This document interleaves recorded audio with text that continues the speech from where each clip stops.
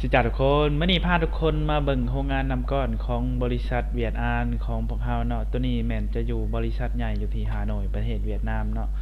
สิมาพาทุกคนมาเบิ่งตัวนี้จะเป็นเครื่องขนาด15ต้นต่อมือเนาะออกแบบและคิดค้นด้วยบริษัทเวียดอานของพวกเฮาเองเนาะเครื่องนี้จะเป็นเครื่องขนาดใหญ่ก็ว่าได้เนาะตัวนี้มันจะตกเทื่อหนึ่ง500ไปโลเนาะตัวนี้ตัวแท่งตัวทางจะเห็นด้วยสแตนเลส304จะใส่จักรรุ่นใหม่จักร สกรูเนาะจะมีความประหยัดภัยตัวนี้จะมีความทนทานมีอายุการใช้งานดีเลยแหละจากตัวนี้จะเป็นจากรุ่นใหม่ที่สุดในปัจจุบันเลยเนาะถ้าว่าท่านใดสนใจเนาะอยากได้เครื่อง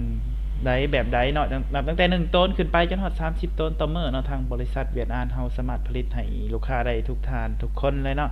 ถ้าว่าท่านใดอยู่เขตใกล้เขตเคียงอยู่นครหลวงอยากมาเบิ่งสินค้าตัวจริงก็เชิญมาเบิ่งได้ของการของเฮาแม่นตั้งอยู่บ้านห้องสุภาพเมืองไชเสถานครหลวงเวียงจันทน์เนาะทางของการเฮายินดีต้อนรับทุกท่านทุกคน